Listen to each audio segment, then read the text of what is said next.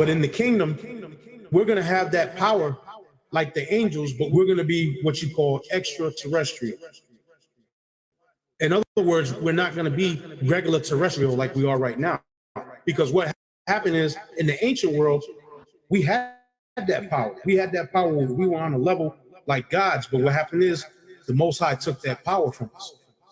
Over the generations and over the years, the Lord took that power from us. But we're going to get that back. We're going to get that power back coming into the kingdom.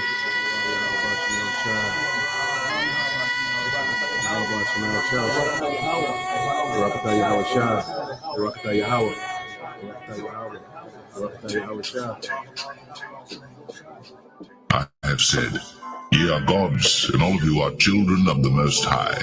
1 Corinthians 15:38 on down.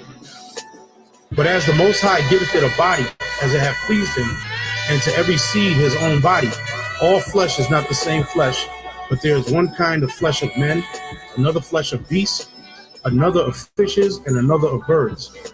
There are also celestial bodies and bodies terrestrial.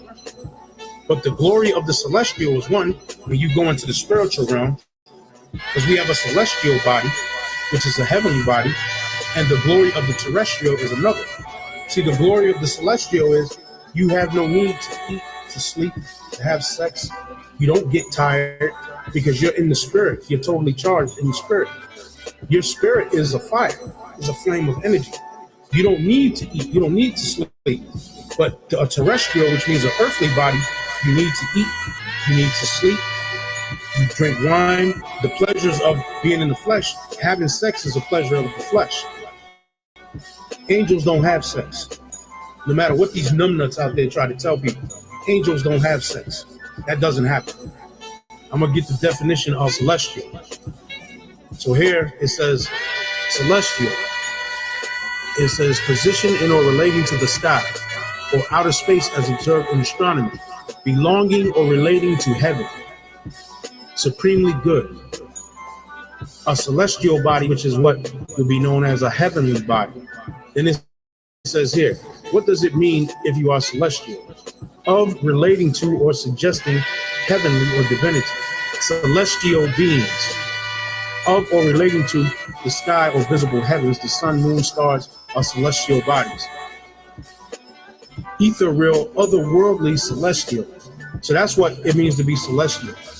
Of or relating to or suggesting heavenly or divinity, celestial beings, which is what? That's an angel. Then you have what's known as terrestrial. It says of or relating to the earth or its inhabitants. Terrestrial, magnetism, mundane in scope and character, prosaic. Of or relating to land as distinct from air or water, terrestrial transportation. Living on or in or growing from land, terrestrial plants, terrestrial birds. So the word terrestrial means earth. In Latin, the word you say land in Latin is tierra. That's where the word terrestrial goes back to. Tierra. Tierra, which means the earth or the land. So you got the celestial body, and then you have what's known as the heavenly body. But in the kingdom, we're going to have that power like the angels, but we're going to be what you call extraterrestrial. In other words, we're not going to be regular terrestrial like we are right now. Because what happened is, in the ancient world, we had that power. We had that power when we were on a level like gods. But what happened is, the Most High took that power from us. Over the generations and over the years, the Lord took that power from us. But we're going to get that back. We're going to get that power back coming into the kingdom.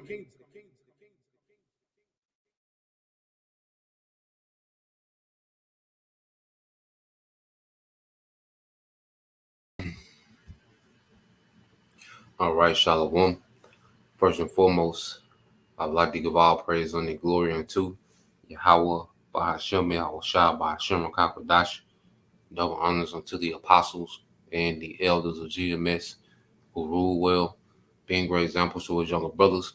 And peace and blessings, salutations to the hopeful out there pushing this word in truth and in sincerity across the four winds in the name of Yahweh, Bahashem, Yahushua, pushing to get up out of here. Shalom to the hopeful the believers, the listeners, whom have came back to the obedience of the scriptures through faith in Yahweh Bashim Shai. All right. And what I want to get into, all right, today, is dealing with, another episode, all right, installment, the damage done by Hollywood. Okay, because through Hollywood, all right, Esau Edom, has been able to enchant the masses. Okay, he has been able, to manipulate, all right, the masses to be rebellious against Yahweh Bashim Shai, to be rebellious against righteousness. He has pretty much manipulated the masses, all right, to be, you know, destructive, to themselves in every way, from the way that they eat, all right, the dysfunction in family, the lewdness, of sexual immorality, and all these different things. And we was born into these things, us in this time, we was born into these things. It was already at work, okay, and I just want to go into how, what we see today, why this place is called Babylon, as we constantly go into, all right, America being, all right, mystery Babylon in the scriptures, we can see these things more and more, the more we dig, all right, the more, all right, things come out, all right, the more we can see. Okay, so I want to, let's go here, matter of fact.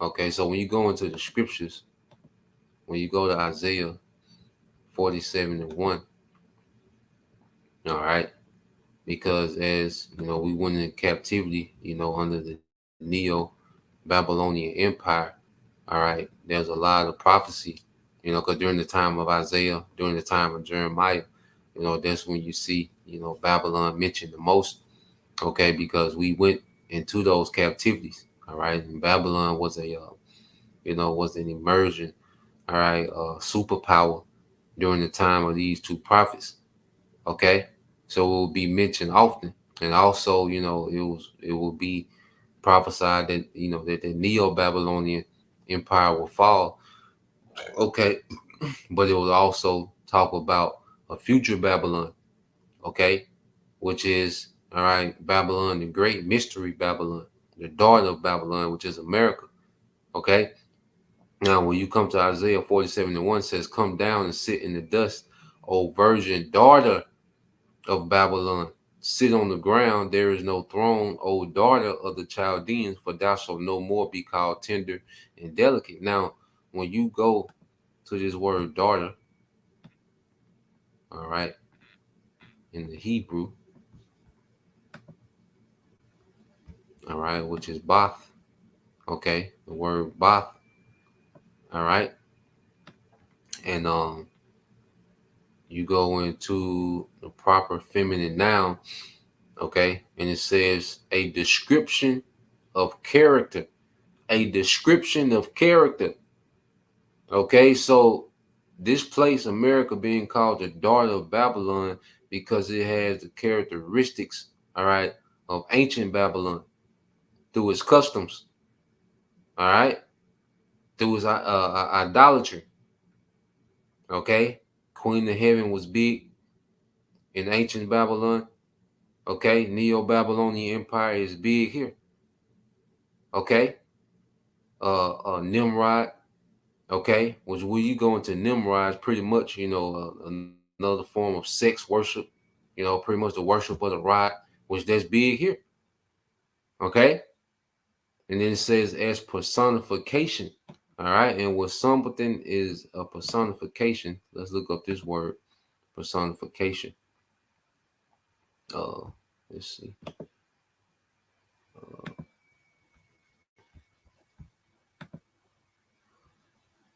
Let's see what it gives.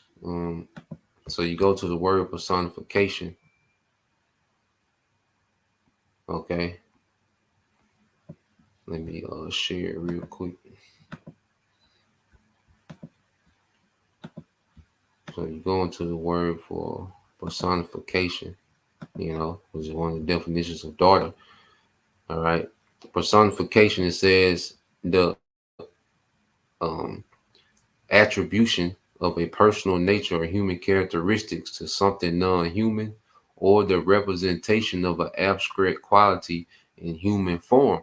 Okay, so you go into similar words: embodiment, incarnation. Okay, the essence. All right, and this places the embodiment of that ancient Babylonian culture. Okay, a model, a representation, a likeness. Okay, so when you go into the word daughter of Babylon, okay, this is what it's referring to, man. It's a personification, okay, of ancient Babylon. All right, and I got a video, and I want to go into it, and it's going to go into the similarities, man. Okay, so this is a video dealing with ancient Babylon. Okay, and I say one thing about this society, it over sexualized all of us, man. We was all exposed, and participated, in particular things, some more than others, but we was all tainted, all right, by being born into this culture, man. And it only gets worse. You see, as we can see, the way things are trending, it's getting worse fast. Okay. So this stems, all right, from ancient Babylon, the culture that we was born into stems from the culture of ancient Babylon. See, these elites, they study these things, man. They study the ancient cultures of Samaria, all right, ancient Babylon, ancient Egypt. They study these things. Okay. Aleister Crowley, he went to Egypt. This thing called sexual magic. You got Madam, um, what's her name? Blavatsky, if I'm saying her name right, Madam Blavatsky, pretty much like the mother of mysticism and going into, all right, ancient Babylonian customs. Okay, when you study her, all right, when she's pretty much brought a lot, of those, mysticism, doctrines to America. She was from Russia. All right, Edomite from Russia. She pretty much ran out of there for, witchcraft. All right, but she came here to America where she was welcomed with open arms. You study her, okay? But I'm gonna play this, okay, and you just gonna go into the similarities, man. You know.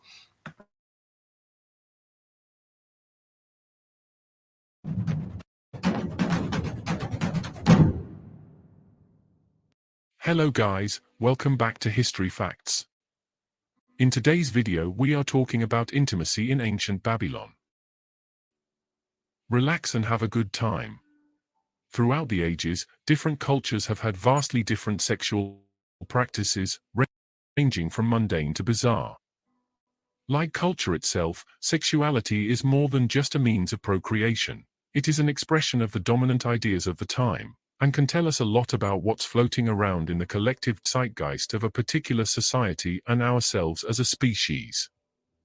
So it goes without saying that if we peer into the sexual lives of the distant past, we find hints of ourselves, no matter how different they may have been in their expression of this fundamentally universal human activity. Babylon, or Babylonia, was one of the first civilizations in existence, a region of settlements that is believed to have been initially established around 4000 BC. Famous for the Code of Hammurabi, Babylon was a society rich with culture, including a detailed writing system, accounting with mathematics, a diverse cuisine, and, of course, sex, with even the wild and lusty Greeks viewing the Babylonians as a sex-obsessed culture. Here is a glance into the world of Babylon, told through the lens of 10 facts about sex in the ancient civilization. Sex with strangers. Greek sources tell us much about the sex lives of the Babylonian people, and needless to say, Babylon had some sexual practices which would make us in modern times raise an eyebrow, with even the Greeks thinking them a vile culture when it came to their sexual norms. One of these practices was having sex with strangers, as told by the Greek writer Herodotus. He describes a bizarre and unusual practice in which Babylonian women were sent to a temple, once in their lives, to have sex with a complete stranger. It's almost as if it could be seen as a rite of passage for women in ancient Babylon, and this was apparently a very widespread practice, accepted and performed by pretty much every single Babylonian woman. Note that some historians have disputed the specifics of Herodotus's account, but do accept that cultic prostitution existed in Babylon. Temple prostitution. Temple prostitution was replete throughout the ancient world in and around the Fertile Crescent. 3. This practice dates all the way back to the ancient Sumerian culture, which began in 4500 BC and from which Babylonian culture sprang up. Babylon is believed to have had dedicated temples set up specifically for prostitution. These divine brothels were more than just a place where people bought sex. This was a truly religious experience for the ancient Babylonians. The exchange here wasn't even sex for money, it was a communal, ritualistic practice to give thanks and worship to the gods of ancient Babylon. This was both quite a unique practice for the Babylonians and similar cultures in the ancient Middle East and a staple of their religious lives. The sin of chastity. In an interesting twist from the Judeo-Christian culture we've erected since the days of ancient Babylon, in Babylonian culture, it was actually sinful not to have sex. So already, all right, you can see the similarities of this culture. Okay, sex with strangers. Okay, which in this society, what do you have? You have a hookup culture. All right, one night stands. And like I said, we, was into these things. Okay, we thought this was the way. As we, was operating off low nature, off lust. Okay, going to the temple, and like Elder Zahab said, America is like one big club. America is like one big Babylonian temple, man. Okay, so just a bunch of random, sex, man. Okay, temple harlots, the temple prostitutes. Okay, and when you go into the word prostitute, because that's the norm of this society, now you say, well, you look at a prostitute only, based on, someone, being on the actual whole scroll on the street, a certain district in the neighborhood. But nah, man, you look at the mindset of the women, okay, because you go here, all right, the mindset of the majority of modern women, they're all up, on the auction block, man. Okay, because you go to the word prostitute, it says to offer. This is from Edom Online for the word prostitute. It says to offer to indiscriminate, all right, sexual intercourse. Okay, you have that, like I say, the women that will be in the district, okay, or a certain area of a city, okay, and they will be offering, indiscriminate, sexual intercourse in exchange for money. Okay, but then you have, all right, this definition is to place before or in front, hence to expose publicly and especially expose to prostitution. So you look at how a lot of these women present themselves on their social medias. Okay, that what they're doing, then they're exposed. They have, these outfits that expose their shapes. Okay, they have, their breast out. All right, and a lot of these women, they're open. They might not uh, uh, uh, uh, have indiscriminate sexual intercourse, okay, but they're up, all right, for auction. There's certain men that if they approached them on their site and that man was of certain status, all right, hey, they will be willing to go.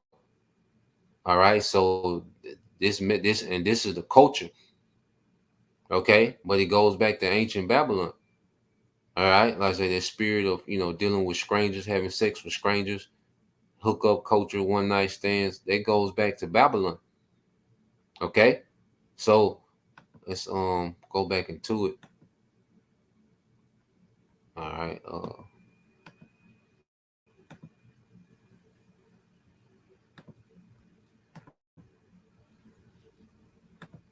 According to Herodotus's account of women being sent once in their lives to a temple for sex, the first man to throw a coin into her lap got to have sex with her. yeah, and also it says it was a sin to be a virgin. Okay, and you look at this society, women, are shamed. I know you sisters can, attest, how you're shamed. If you're a virgin, you're pretty much shamed. You're called scared, you're peer pressured. It's like being a virgin is a shameful thing in this society. And in Babylon, being a virgin was looked at as a sin. And what we're going to find out, the law, statutes, and commandments, all right, the order that was given to us was anti-heathen. It was mainly anti-Babylon and anti-Egypt, okay, which was the two dominant cultures of the time, before, we was brought out of Egypt and brought into, our own land to govern ourselves, man. And the laws was to keep us from becoming, all right, likened unto the heathen with disorder and dysfunction. Okay, because these practices have a ripple effect and they create a very dysfunctional culture, man. Okay, and this is why these societies would eventually fall. When Esau puts disorder, when he brought disorder, okay, to sex, okay, this was the platform of all the disorder we see. Okay, violence, okay, broken families, broken homes, okay, the alphabet community. You see,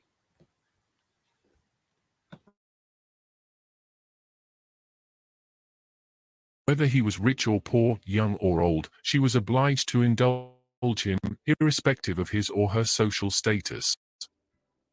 Herodotus also wrote of less formal prostitution outside of the temples, wherein a man would allow someone to have sex with his wife or children, so long as the sex was paid for. So basically, if anyone wanted sex in ancient Babylon, it was theirs for the taking.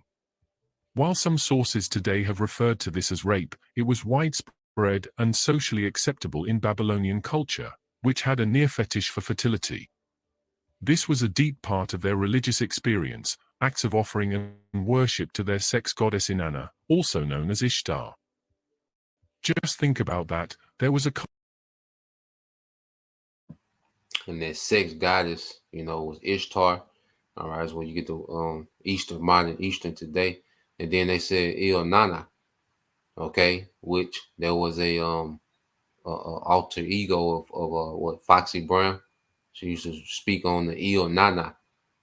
Okay, that was a Babylonian sex deity. All right, and what was she pushing?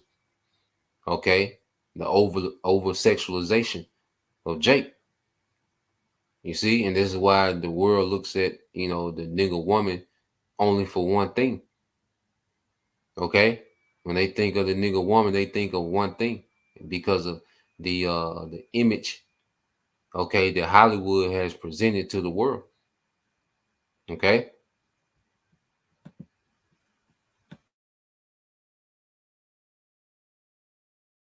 culture on earth where it was considered a sin to turn down sex, proving, once again, that if humans can dream it, and it's sexual, they will do it. Debauched dinners, proving, once again, that if humans can dream it, and it's sexual, they will do it. Debauched dinners. Orgies and prostitution were pretty common in the ancient world, and Babylon was no exception. However, free love and open sexuality weren't restricted to massive annual or semi-annual festivals, and sex would take place in common settings. Herodotus tells us of lavish, steamy dinner parties and how they would go down. Essentially, the ancient Babylonians would have orgies that started off as simple dinner parties but, bit by bit, would progress into something that would take on a more sexual nature. As the dinners would proceed, Herodotus noted that women would undress piece by piece, until they were totally in the nude. From here, we can only imagine the wild nights that ensued, and Herodotus noted that it was customary for dinner parties to lead to completely socially acceptable prostitution, which even the Greeks thought absolutely bizarre. Consecration. The Code of Hammurabi says much about the sex practices of the day and the laws that concerned them. In ancient Babylon, every marriage needed to be consecrated with sex, and a marriage wasn't official until the newlyweds actually had intercourse. Etched into a surviving stone tablet from 1754 BC, Hammurabi's code says, if a man takes a woman to wife, but has no intercourse with her or does not draw up a marriage contract, this woman is no wife to him. So if you wanted to take a woman's hand in marriage, drew up a marriage contract, and handled the whole 9 yards, none of it was actually official until some actual sex took place. Yeah, that's accurate. Like I say, that's on point. Because sex, is marriage. Okay, the man and woman becoming one flesh. That's marriage. You know, so that was on point with that one. All right, but you're gonna let it play some more. Are you a healer, intuitive, empath, light worker, spirit guide? Maybe you felt Sex everywhere. The Babylonians weren't bashful or shy when it came to getting down and dirty. They would do it anytime, anywhere, and seemingly with anyone, whenever they wanted. Babylonians would openly have sex in the center of town, go for a midday excursion out in the countryside, or even climb up atop a rooftop and decide to do the nasty overlooking the city. It really didn't matter much, and nobody minded, as they were an extremely sexually open culture. From temples to rooftops, to the good, old-fashioned bedroom, the Babylonians did it everywhere. One can only imagine an entire city of people having sex all over the place, a rather bizarre mental image indeed. Marriage markets. Marriage markets were another peculiar part of Babylonian culture. Massive markets would be set up, and women of age were sold off to the highest bidder. Herodotus is once again the writer who handed down our knowledge about these markets, describing in detail exactly how they operated. Apparently, all of the women would sit down, and, not unlike a modern beauty pageant, one woman would be asked to stand and take the center stage, at which point the men in the audience would begin to place their bids on her, until she was sold. This was done in a particular order, too, starting from what was considered the most attractive and working their way down to what was considered least attractive woman. Considering everything else we know about Babylonian sex culture, this was most probably a meat market of sorts, where men would buy the wives that they happened to desire. They would soon need to have sex with them to make the marriage official, of course. Now I wanna go from there. Because we used to hear Kevin Samuels, speak on this a lot, and see a lot of these things that we see now are done, via the internet. Okay, those women, pretty much present themselves out there. Okay, and they're looking for the highest bidder, the man that can provide, the most lavish lifestyle. Okay, and they spoke about the one, the woman that was most attractive. Now we used to hear Kevin Samuels, and you brothers, you sisters, you listen to Kevin Samuels, and he would always speak about a sexual market value. Okay, and I just had looked it up, real quick article. All right, it says the sexual market value is an individual's measure of sexual attractiveness, sometimes referred to as a mate value by researchers. High sexual value men are the sexual marketplace equivalent of high value sexual men in social exchanges. High sexual value, high sexual market value individuals have an easy time dating. All right, even as they were speaking about those dinners in ancient Babylon that would turn, into orgies, okay, or they would turn, into prostitution, okay. And this is the same culture that we see today, where men take, women on dates, all right, with the mindset of ending the date, what they call a nightcap, all right, what this culture will call a nightcap, where they had that in ancient Babylon.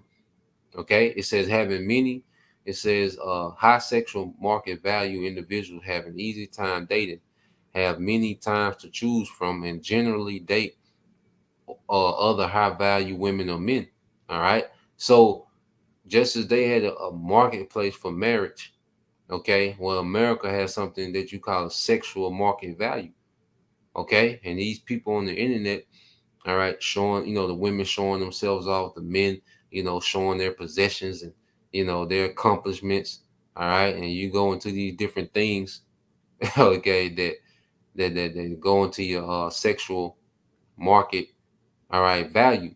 And see, these are all things of low nature, okay, rich, which resources are needed, okay, that's necessary, all right, but it shouldn't be a determining factor, just as beauty, is a thing desired, all right, but it's not supposed to be a determining factor, okay, but either way, all right, these things, all right, Esau has the society operating on a very low nature because he has the value and destroyed, okay, the sacredness of sex between a husband and wife.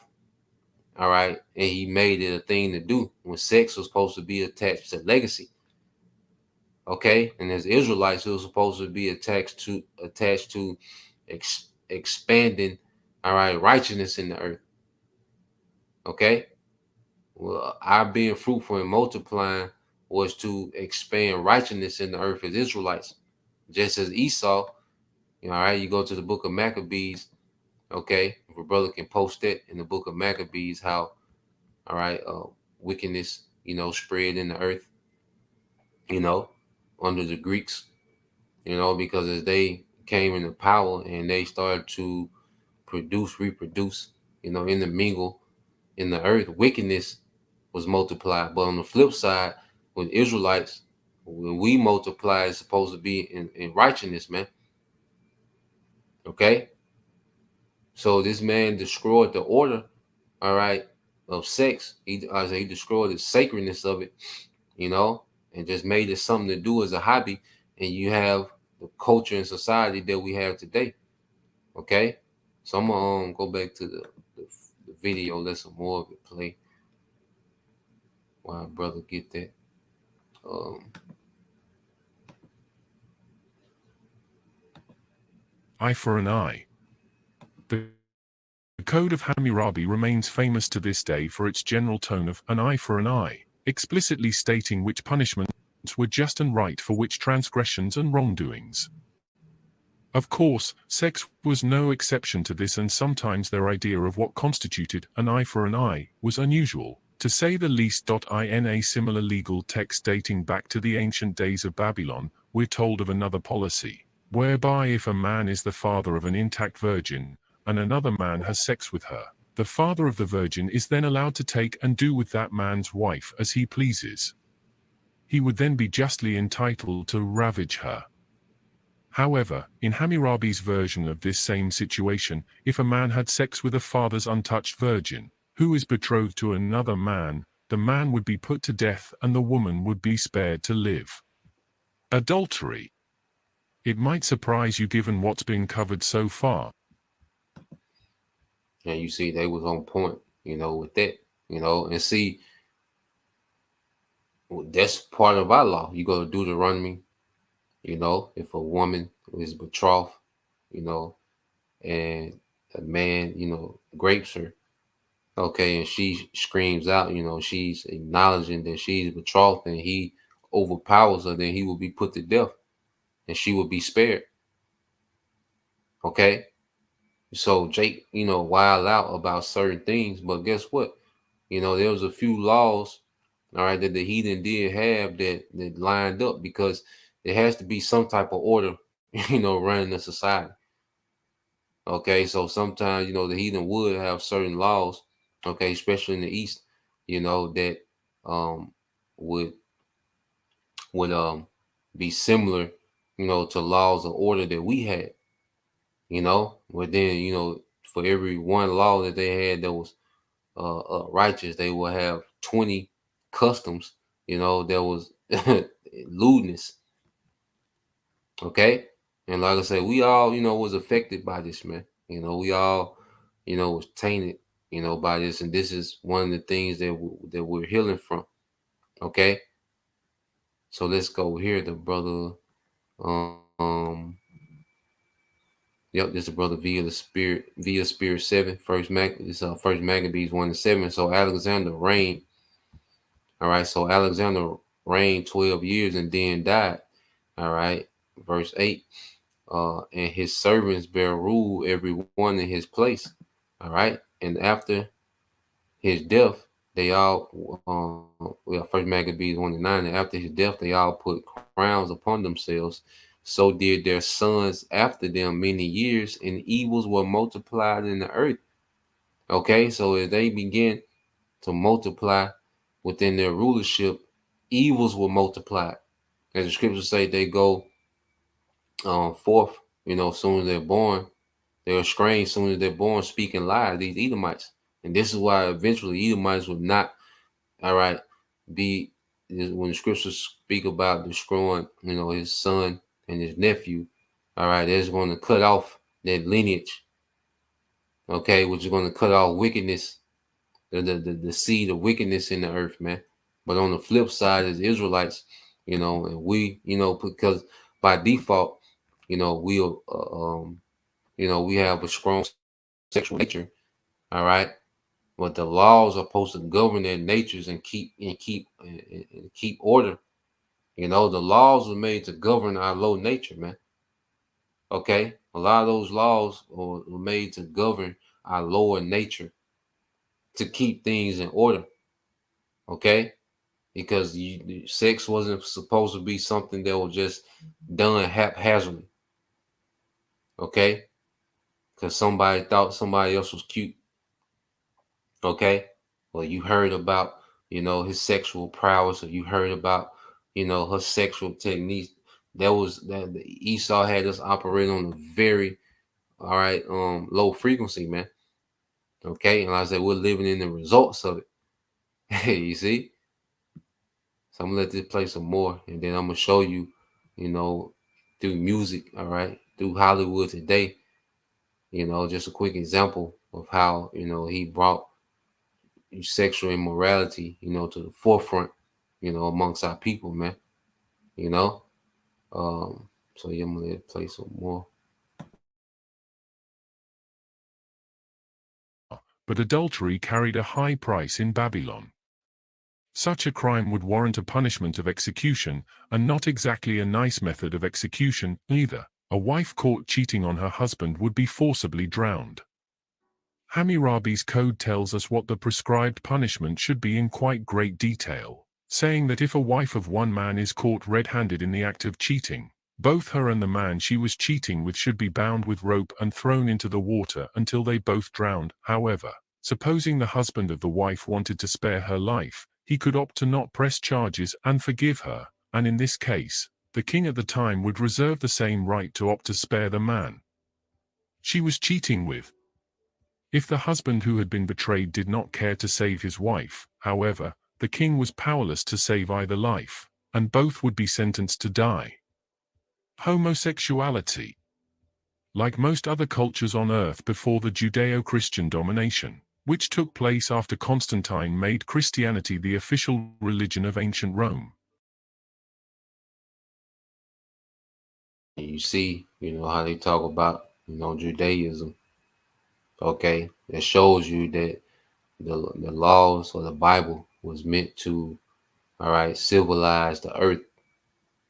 Because they keep going back, before, the things that was cultural norms before the dominance, okay, of the law, statutes, and commandments in the earth, man. Which they go back to the beginning. The sons of God will fall. All right, but you want to get that, but that shows you that their way, their righteous way, because it goes back to Adam, and this is what the serpent brought, all right, to Eve, man. Okay, this alternate way, this low way of living. Okay, so I'm gonna let it play. The Babylonians felt no sense of social stigma about homosexuality. Unlike the ancient Greeks, they practiced it openly and freely. They did, however, have specific homosexual acts which were thought to bring about bad fortune, though others were thought to bring good fortune. It has been noted by scholars that Babylonian men sometimes liked to assume the role of women in sex, but to do so was looked down upon. Since anal sex wasn't off limits, the ancient Babylonians even used heterosexual anal sex as a form of contraception, meaning they understood the processes that led to pregnancy, and it's also very possible that homosexual sex served as an alternative to this same end, to avoid pregnancy. Nonetheless, the Babylonians were kinky freaks by today's standards in a lot of ways, and very little was off limits. Thanks for watching. Do like, subscribe.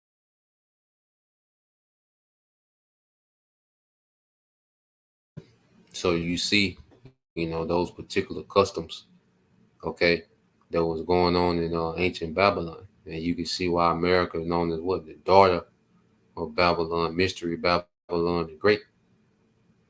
Okay, when you go here, I got some accounts too. So when you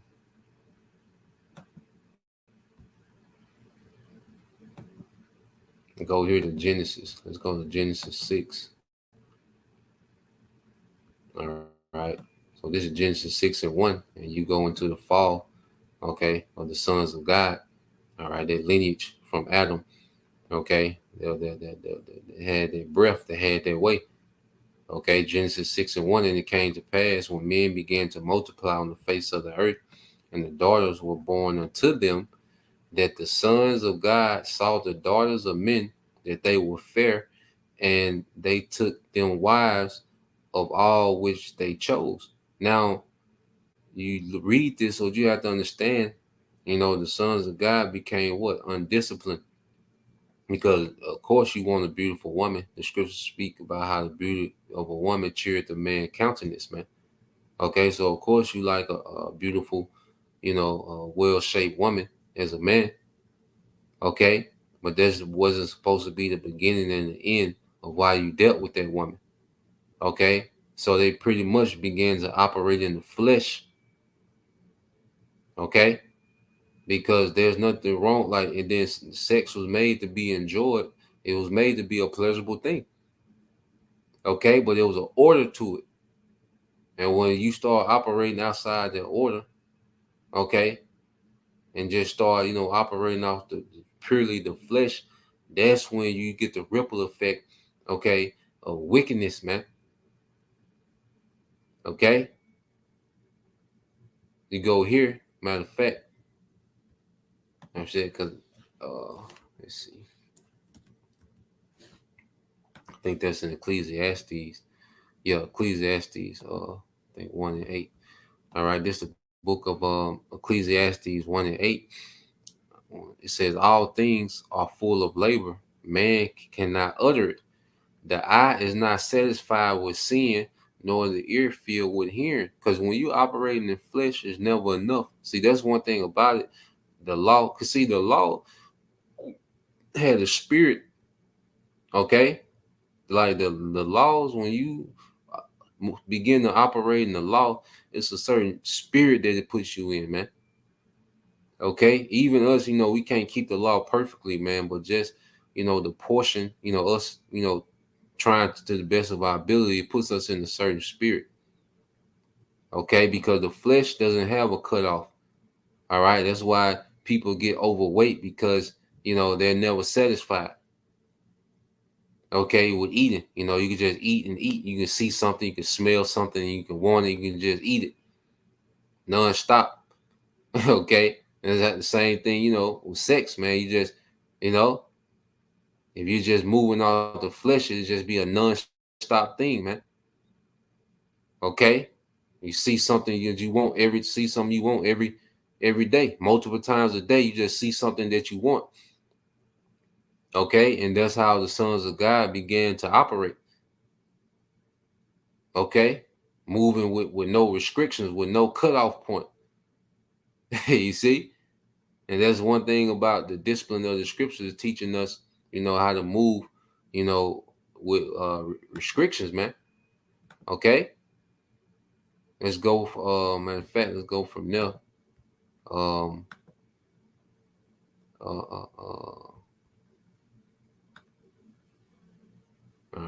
So you see, operating in the flesh was always a bad deal for us, man. It would always lead to our fall.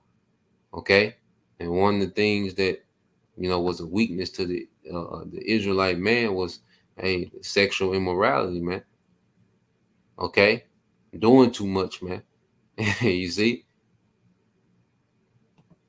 and like I say, and like the Lord made it. He made sex to be pleasurable, but there was an order. All right, so I'm gonna get that account in Tobit, but first I want to get, because you go into the book of Sirach, it's pretty much, a book that's like a tutor, for teaching, noble traits, highborn. Okay, because even you highborn, you was born into status, you was born into rank. Okay, you will have wealth. Okay, but the key thing that separated nobles from everyone else was their discipline. Okay, this is Sirach 18:30. It says, "Go not after thy lust, but refrain thyself from thine appetites, man." Okay, like the scriptures teach us, you know, not to be controlled by lust, man, but have some type of refrain. And that's something that we're learning in truth because we came up just going after our lust, man, non-stop. Okay, on the internet chasing women, on the internet looking at filth. We were just non-stop. you know, every day, all day. You see? But the scriptures say what? Go not after thy lust, but refrain thyself from thine appetites, man. There has to be some cutoff, man. All right. We have to be because we live in a society where the way women dress, you know, because if you have on something, and it's showing your whole shape, all right, you're pretty much naked. It's just a layer of clothing in between you and your nakedness, man. Okay. And that's why our women will wear modest apparel, you know, things that wouldn't show off like that. The only person that's supposed to see your figure and know what you're shaped like is your man. Okay, is your husband. You see, but in this society, everyone knows what everybody's. There's nothing left to the imagination. It's almost like people are walking around naked, man. This this ancient Babylon, ancient Egypt, man. Okay, but us, having this wisdom, we see these things. We have to show restraint. Because of course, like I said, we men, you gonna see something you like, damn, But then it has to be a form of refrain. Okay, it has to be, a form of refrain there, man. Okay, because going back to it, man, really, sex was reserved, for man, or I mean, husband and wife. You know, that was the order of it. And then the purpose was what, man, being fruitful and multiply. Now we all right, are not in the time, to be multiplying. Okay. But we are in the time of moving with discipline, man. Okay. Which we're going to get more into to those things, man. Okay. We should be growing in our discipline, brothers at different points, in their walk. All right. Brothers at different points, within, just being men, you know. We are different phases of our life, man. But we all should be growing, all right, and discipline, when it comes to these things, man. All right. And it's something that comes with a rehearsal. All right. Now this is Sirach 25:21 says, stumble not at the beauty of a woman and desire her not for pleasure. Okay. So a woman's beauty is not supposed to cause us to stumble. You see, it's not wicked for the woman being beautiful. All right. But when there's a cause of stumbling for us, you know, and that's why in this society, pretty, women that are beautiful, okay, women that are attractive, all right, they're used to pretty much doing what they want to do, all right, because men give those women so much leeway, okay, But the scriptures is telling us, nah, man, stumble not at the beauty of a woman. You look at the fall of the sons of God, the beauty of women. They seen that the women was fair, and those women began to influence how they move. Okay, which caused us what? To stumble. Okay, you look at King Solomon; those women began to have influence on how he moved, and what there was a stumble. Okay, was led to us going into captivity. You see, and it says, and desire her not for pleasure, man. All right, which means that you know a sexual attraction shouldn't be the deciding factor with dealing with a woman. You see, a marriage was supposed to be built off building. Okay, like when you really go into a marriage is supposed to be a man and a woman, okay, complementing each other, all right, taking care of each other within their roles and setting up things for the next generation. Okay, that man, is supposed to be establishing, okay, something, all right, legacy for his generation, for his seed, and the woman is aiding that man in doing that. Okay, and that the sex, okay, it does, keep the flame going, and it's a beautiful thing. Okay, but it's supposed to be done in the order, and marriage is much more than that. Okay, because you go into um if a brother could, I believe it's Proverbs 13 and 22 to show you the mindset. Okay, yeah, Proverbs 13 and 22, Bible Kashah, and just touch on that for mindset sake. Okay, but I want to get this example.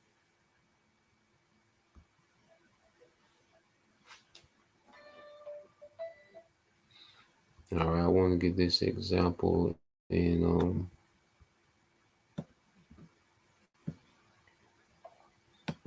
this account in the book of Tobit. Okay, so you go to the book of Tobit, you know.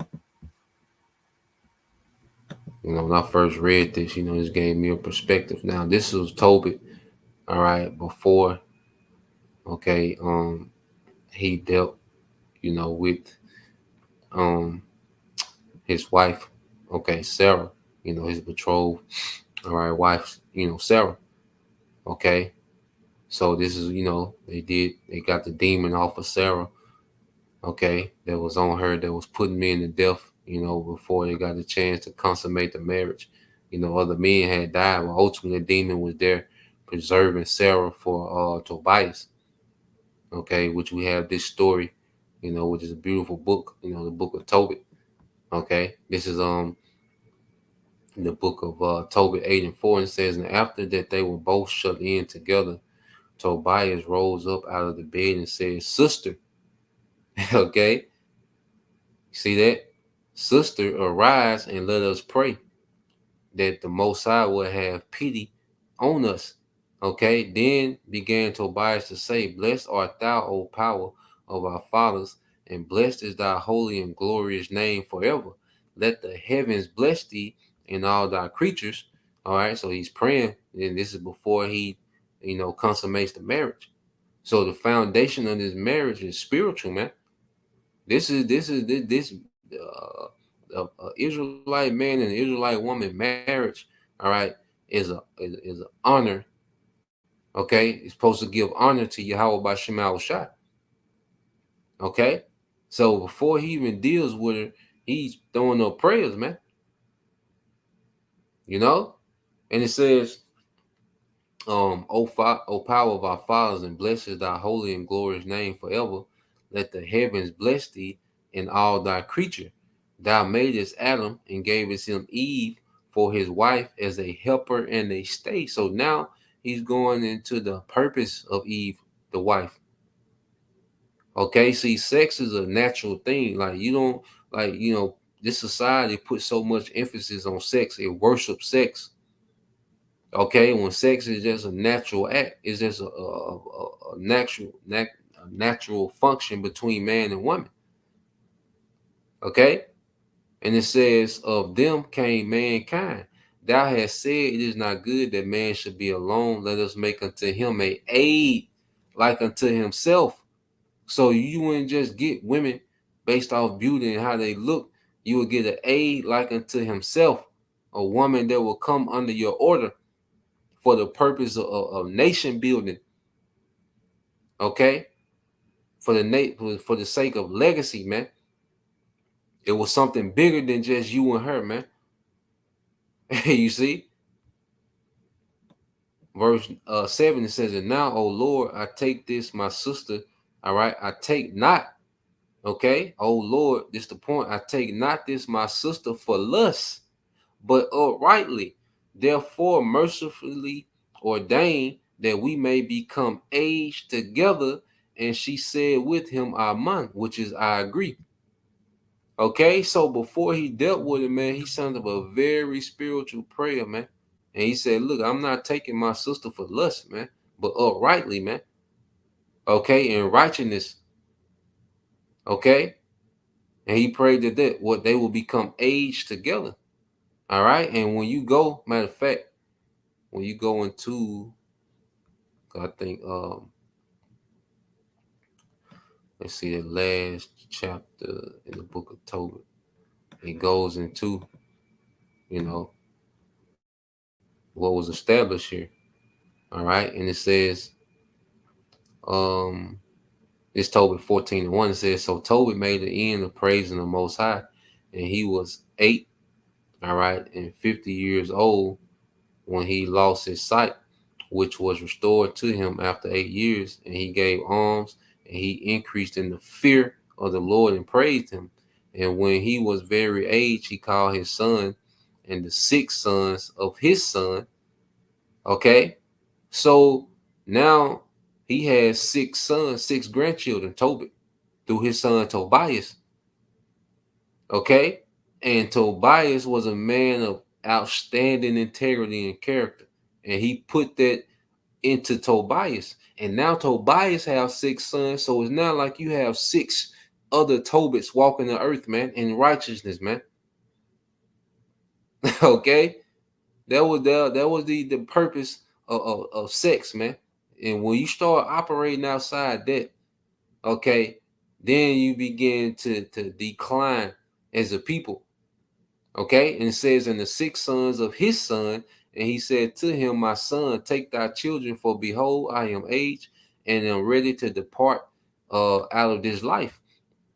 Go into Medea, my son, for I surely believe these things." Let's see. Speaking of Tobit, um,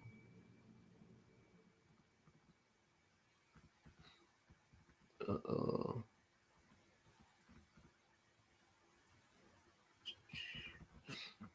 I want to say speak about how old Tobias got. Yep.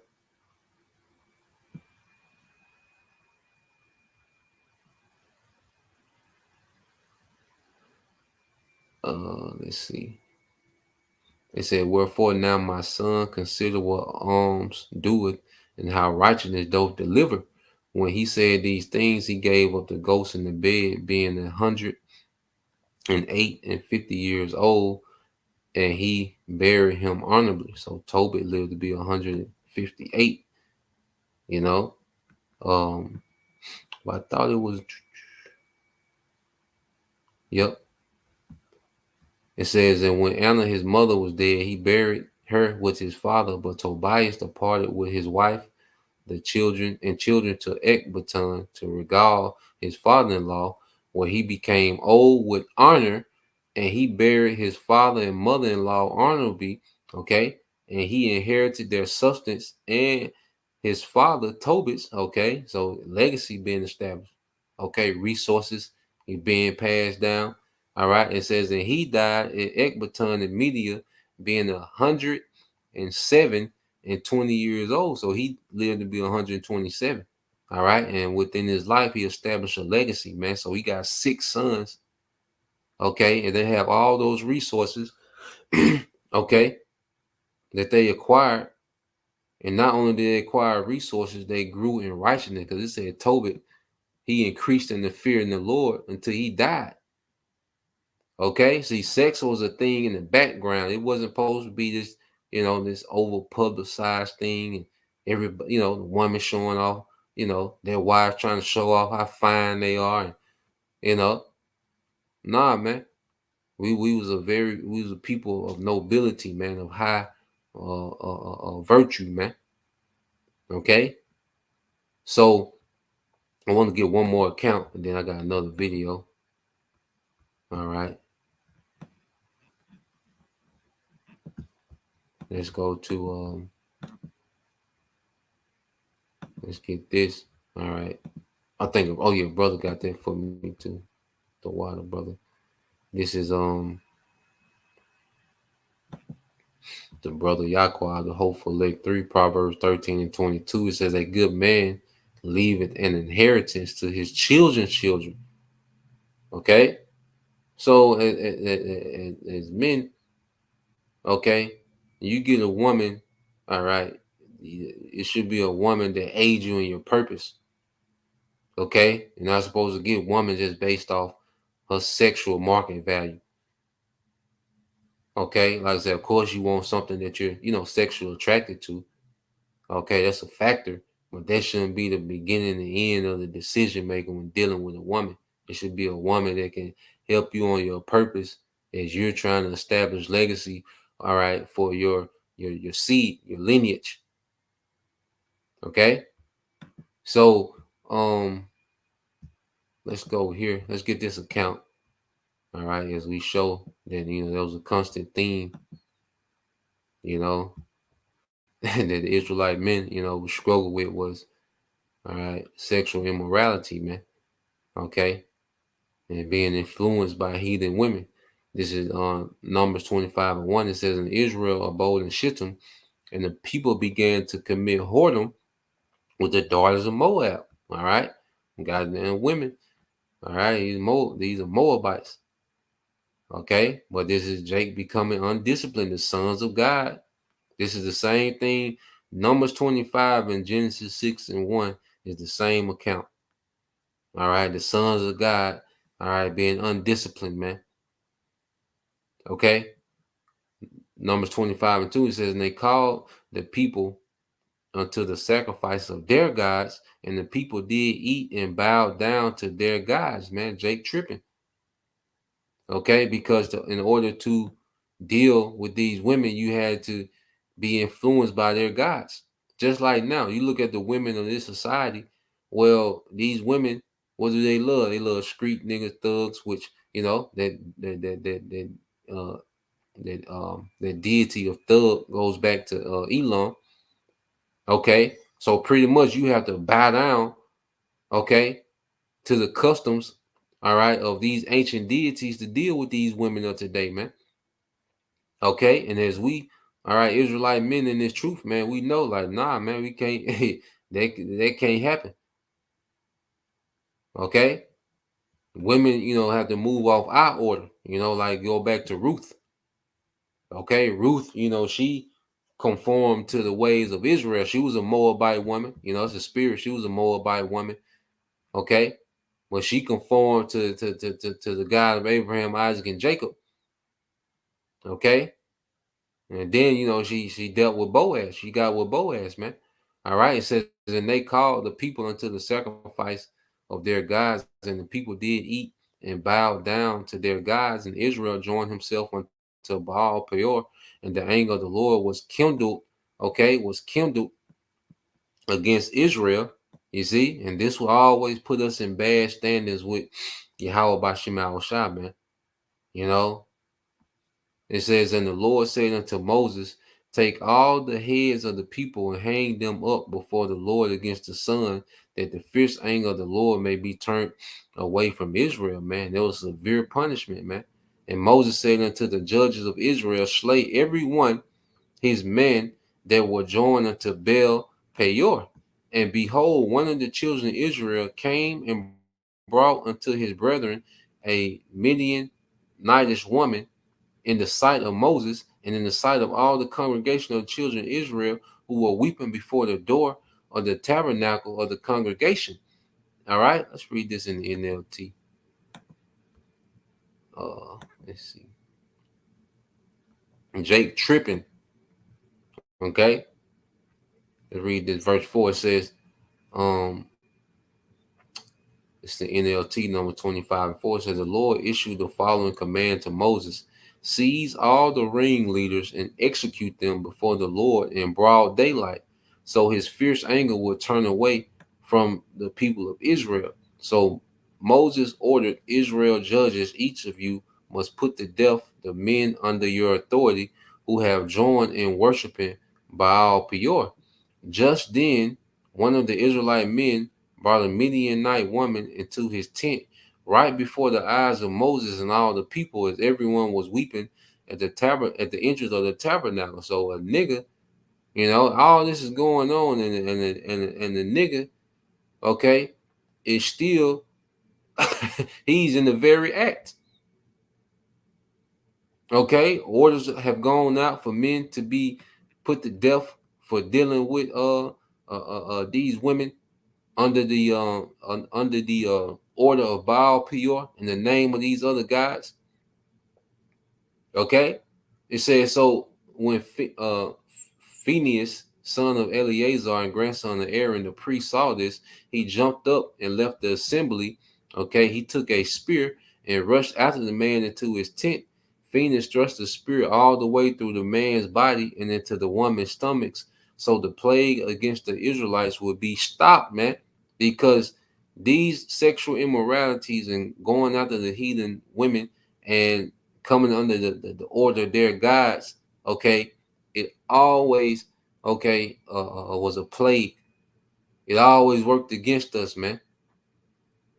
Okay, and there was 24,000 men that got put to death that day, man. Tripping.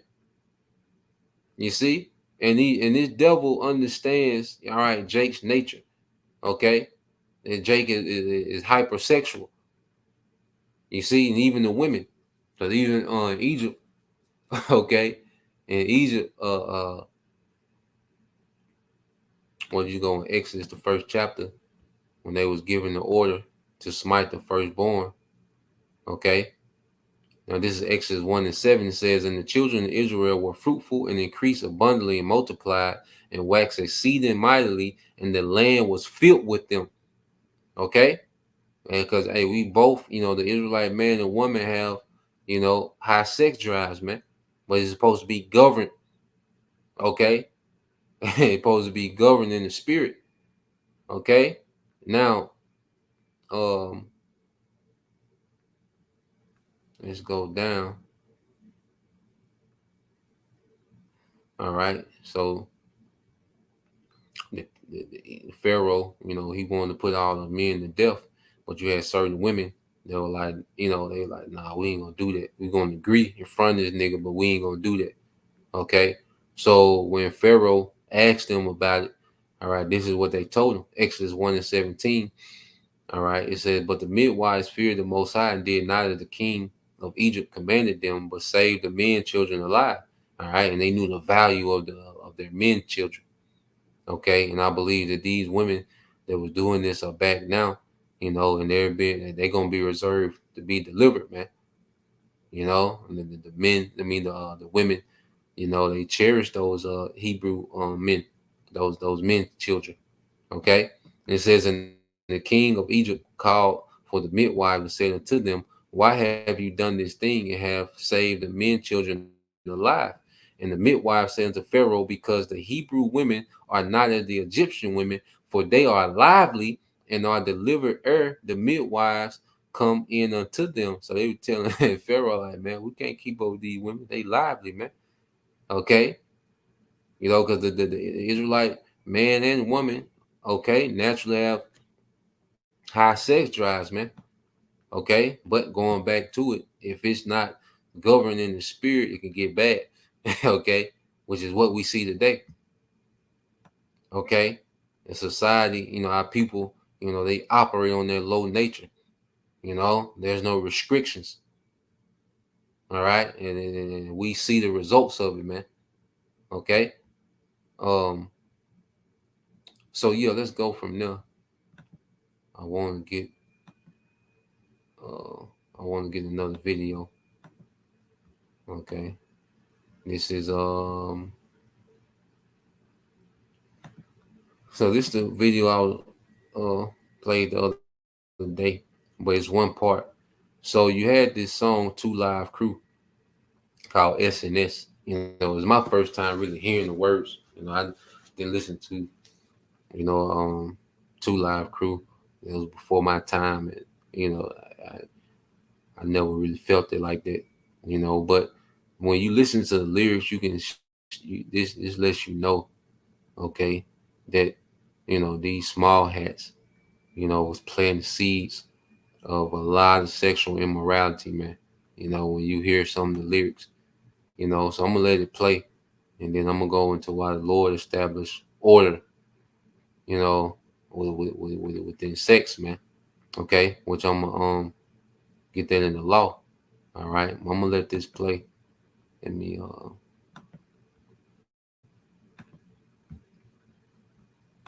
Huge fan of them, but I thought they were like a comedy group the same way I thought Two Live Crew was a comedy group. But I had friends that took that Two Live Crew song S&M so seriously. It gave them thrills. It was like a sick fantasy they experienced when they'd hear the lyrics. I'm a part of this, just like you. I'm a disciple of Satan with work to do. and you heard that he said he's a disciple of Satan with work to do. Okay, let's play it again.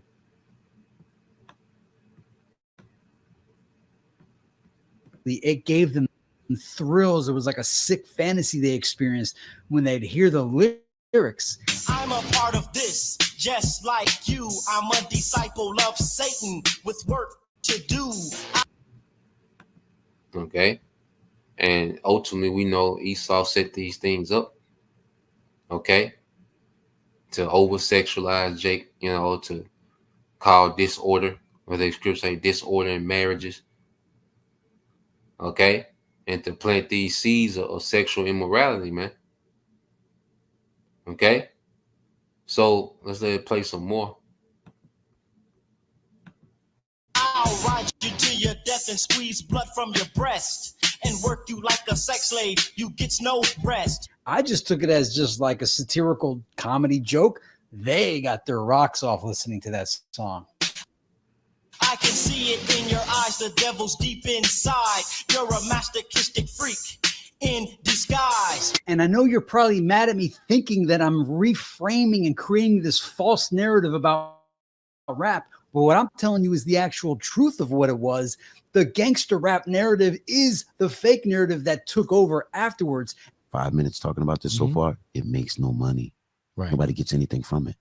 But on the WWF side of things, they Everybody- eat, bro.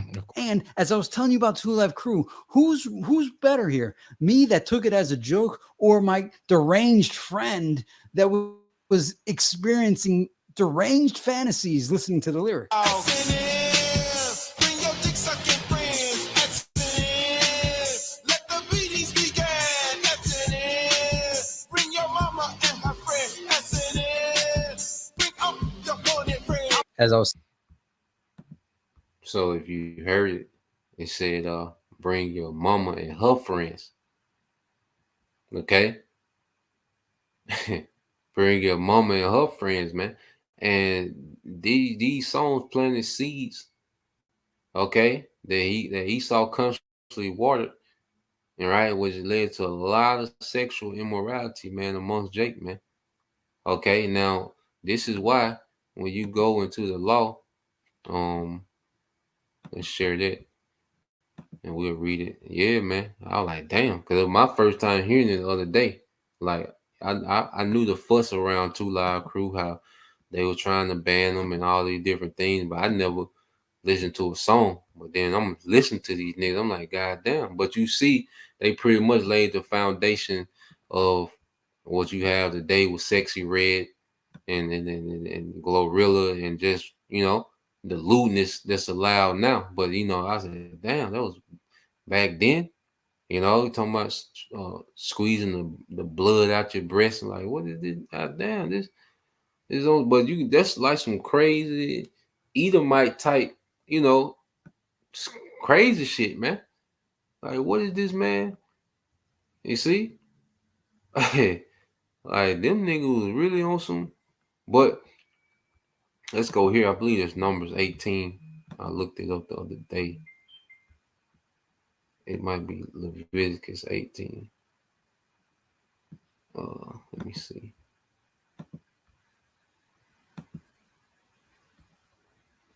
Okay, yep.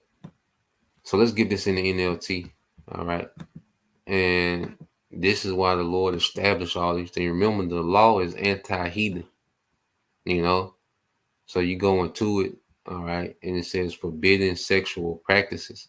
Okay. This is Leviticus 18:1. It says, then the Lord said to Moses, give the following instruction to the people of Israel. I'm the Lord, your power. So don't act like the people in Egypt. Okay, and Egypt got a lot of their customs from what? Ancient Babylon. You know, it says where you used to live, or like the people of Canaan, where I'm taking you, you must not imitate their way of life. Okay, and Esau, he knows that us, being the sons of God, if he can get us to imitate the heathen, okay, that's our kryptonite, man. That's where we fail. Okay, that's where we lose. Verse 4 says, you must obey all my regulations and be careful to obey my decrees, for I'm the Lord your power. If you obey my decrees and regulation, you will find life through them. I am the Lord. You must never have sexual relations with close relatives, for I am the Lord. Do not violate your father by having sexual relations with your mother. She is your mother, all right? You are not to have sexual relations with her. Do not have sexual relations with any of your father's wives, for this will violate your father, okay? Which I believe was it Reuben, that did that, dealt with one of Jacob's, okay, otherwise it wasn't their mother, because as a man you will have multiple, if a man had multiple wives, okay, then his son, he wasn't supposed to deal with any of his father's wives, because he will have, your father will have wives and not your mother, because he has multiple wives. All right, but just because she wasn't your mother, that didn't give you the green light, to deal with your father's wife. There was still adultery. Okay, and it was disorder. Verse 9, it said, do not have sexual relations with your sister or half sister. Okay, because you will have sisters, from other women. Okay, and every now and then, your father, your father, just in case your father did take on a woman, okay, that did have a child, okay. All these things were forbidden. It said, do not have sexual relations with your sister or half sister, whether she is your father's daughter or your mother's daughter, whether she was born into your household or someone else's. Do not have sexual relations with your granddaughter, whether she is your son's daughter or your daughter's daughter, for this would violate yourself. Do not have sexual relations with your stepsister, the daughter of any of your father's wife, for she is your sister. Okay, and there's a lot of that going on. I said, do not have sexual relations with your father's friend, for she, all right, it's like, do not have sexual relationship with your father's sisters, okay, which is your auntie, for she is your father's close relative. Do not have sexual relations with your mother's sister, for she is your mother's close relatives. Do not violate your uncle, your father's brother, by having sexual relations with his wife, for she is your aunt. Okay? Do not have sexual relations with your daughter-in-law. She is your son's wife, so you must not have sexual relations with her. Do not have sexual relations with your brother's wife, for this will violate your brother. Do not. All right, and now you did have, if you're if your brother died and he didn't have an heir, for his inheritance, okay, you had to do the duty of a brother, and because by death, that woman is loose to the contract of marriage. Okay, so you did have a law, and it was all for the sake of inheritance. It wasn't the sake of, you had a thing for your brother's wife. There was a thing of duty. Okay, so if that happened, it was a law for that. But while he was living, that was off, and that's why, John the Baptist, was going that Herod, because his brother was still living, and Herod was dealing with his brother's wife. Okay, so that's what John the Baptist, that's one of the things that got him beheaded. Okay, it said, do not have sexual relations with both woman and her daughter. All right, which polite did that. Okay, and there's a lot of this going on now. You can go on, you probably type it in, but there's a lot of this going on now. Okay, it said, and do not take her granddaughter, whether her son's, all right, daughter or her daughter's daughter, and have sexual relations with her. They are close relatives, and this would be a wicked act. While your wife is living, do not marry her sister and have sexual relations with her, for they will be rivals. Do not have sexual relations with a woman during her period or menstrual impurity. All right, which that happens. All right, do not defile yourself by having sexual intercourse with your neighbor's wife. Do not permit any of your children. All right, yep, that's dealing with Molech. Okay, they're dealing with bestiality. All right, do not practice. All right, you see this word. All right, do not practice alphabet. All right, having sex with another man is with a woman. It is a detestable sin. A man must not defile himself by having sex with an animal, and the woman must not offer herself to a male animal to have intercourse with it. This is a perverse act. Do not defile yourself in any of these ways, for the people I am driving out before you have defiled themselves in all these ways. And there was those nasty Canaanites, man. All right, Esau moves in the spirit, all right, of Ham. They Ham, because you go back to Babylonian, was actual Cushites, Egyptians, Mizraim. Okay, them Hamitic, Ham was into that freaky, you know. That's why even with Ham, Canaan was born on the boat. Like that nigga was freaky on the boat with Noah, like, you see. So you go into the custom of ancient Hamitic customs, man, is very freaky, man. Okay, very kinky. You see, and uh Esau, when he studies ancient Babylon and ancient Egypt, he's studying those ancient Hamitic, sexual magic, all that comes from Ham. Okay, so we had an order. And see, when you go, let's go here, because when you go into the New Testament, you guys remember, and see, this is us, like we was, all right, Hellenized, man. Okay, we will be likened unto Greeks. Okay, the way we was moving. You see, and um, the Apostle Paul, he had to correct a lot of sexual immorality, in the church, especially Church of Corinth, but he will always address these things, man. So I got two more accounts. Let's see.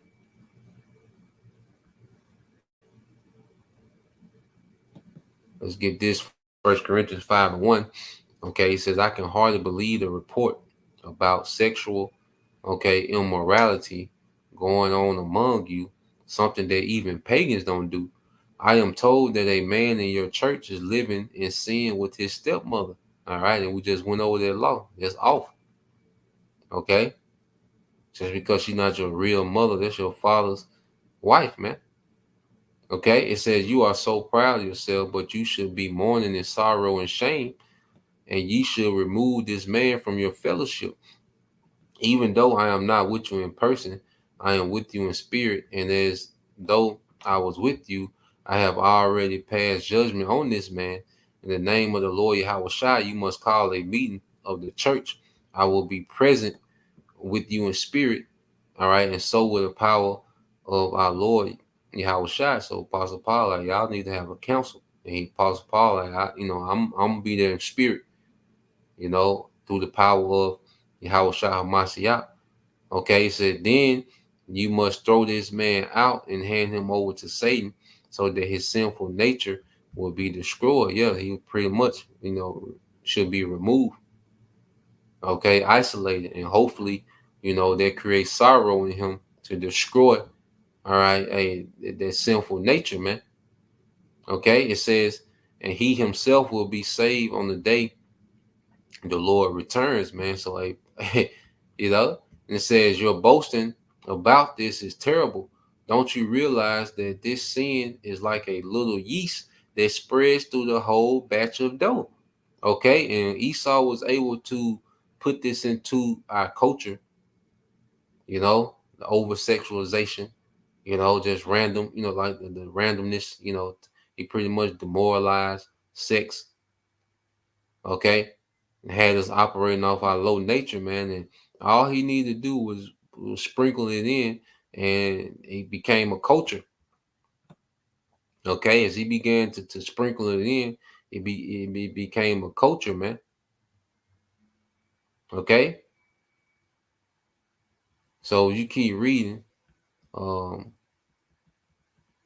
and this is why we, have to become new creatures. Because I said we all come from this, man. Some more than another, but we all come, from this low culture. Well, sex was just a thing to do. It says, keep reading. It says, verse 7 says, get rid of the old yeast by removing this wicked person from among you. Then you will be like a fresh batch of dough made without yeast, which is what you really are. All right. Yahweh Shai, Passover lamb, has been sacrificed for us, man. So that behavior had to be removed. Okay. That member had to be removed, man. Okay. Because they can have a trickle effect, and just going into the Feast of Unleavened Bread, you know, in this time, all right, it's spiritual, and there's things that's within us that we have to continue to examine and remove, man. Okay, it says, so let us celebrate the festival not with the old bread of wickedness and evil, but with new bread of sincerity and truth, man. Okay, and becoming a new creature is moving with discipline, man. Moving a restraint, moving with restraint in the over sexualized society, man. Okay, 1 Corinthians 5:9. When I wrote to you before, I told you not to associate with people who indulge in sexual sin. But I wasn't talking about unbelievers who indulge in sexual sin or are greedy or cheat people or worship idols. You will have to leave this world to avoid people like that. I meant that you are not to associate with anyone who claims to be a believer yet indulges in sexual sin or is greedy or worship idols or is abusive or is a drunkard or cheats people. Don't even eat with such people, man. Okay, because we can't, disassociate from the whole world. Okay, like, we got to work with particular people. We got to be around particular people at certain times. Okay, but there's no way we should be amongst anyone that says they believe. Okay, and they're still moving and operating in the flesh in this way. Apostle Paul said, don't even eat with them. Okay, and as much as we can, man, that's why it's good to separate as much as possible, man. Okay, it said it is even. I think that's it. Okay, so I want to get this here. We'll end it here because, you know, I say becoming noble. It's not just about the perks that come with being highborn, but there's a discipline, okay, that comes with being highborn.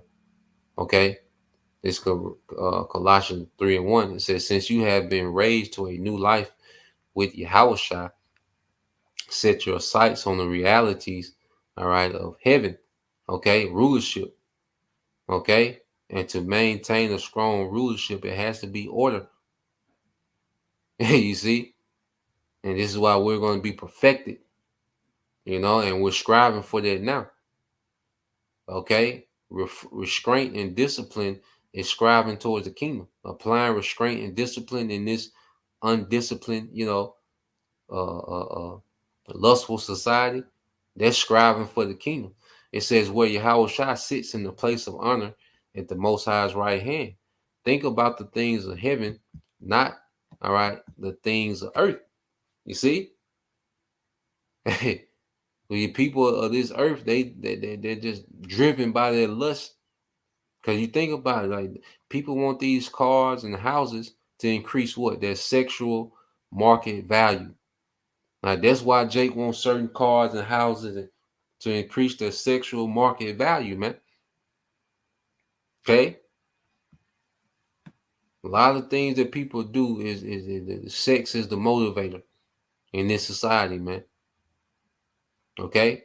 It says, "For you died in this life, and your real life is hidden in Yahweh Shah Mashiach," man. So we become dead, to the desires of this world. And it's a constant fight, like it's nothing that, we're going to fully overcome in this flesh, but we should be dominating our flesh, man. Yahweh Shai in us should be dominating our lower nature, man. Okay. Verse 4 says, and when Yahweh Shai, who is your life, is revealed to the whole world, you will share in his glory, man. We're going to be changed. When Yahweh Shai appears, the elect will be changed at the twinkling of an eye, man. Okay. Instantly to immortals, man. And discipline is part of that path to immortality, man. Wisdom of Solomon, the 6th chapter. Okay, verse 5. So as he's speaking about, the glory with Yahweh, what's the main thing that he addresses? So put to death the sinful earthly things lurking within you. Have nothing to do with sexual immorality, impurity, lust, and evil desires. Do not be greedy, for a greedy person is an idolater, worshiping the things of this world. Okay, in this society, sex is heavily worshipped. Okay, the vagina and rod is something that's heavily worshipped here, man. Okay, it says because of these sins, the anger of the Most High is coming. Okay, and the Lord is looking at this society and he's pissed, man, of the disorder. Okay, so within this grace period, man, hey, we scrambling and fighting to conform to righteousness, man. To be pleasing, something pleasing, man. It said you used to do these things, all right, when your life was still part of this world, man. And we all, are guilty of moving off that low nature, man. Like I said, we come from this. We was born into this thing, man. We was born into these cultural norms. Okay, so we used to partake in these things, man. Okay, he said, but now is the time to get rid of anger, rage, malice, behavior, slander, and dirty language. Don't lie to each other, for you have stripped off your old sinful nature and all its wicked deeds. Put on your new creature and be renewed as you learn to know your creator and become like unto him, man. And we're learning, the instructions of righteousness, man. Like we're learning how to move, we're learning order, we're learning discipline, we're learning the purpose of things. Because there's nothing wrong with pleasure, matter of fact. End it here. There's nothing wrong with pleasure, but there's an order to it. Because even in the kingdom, okay, we're promised pleasure, but it's gonna be with class and order. Okay. Let's go to Psalms 14. All right. Let's see what it's saying in there. It might be 16. I think Psalm 16. All right, so you get to Psalm 16 and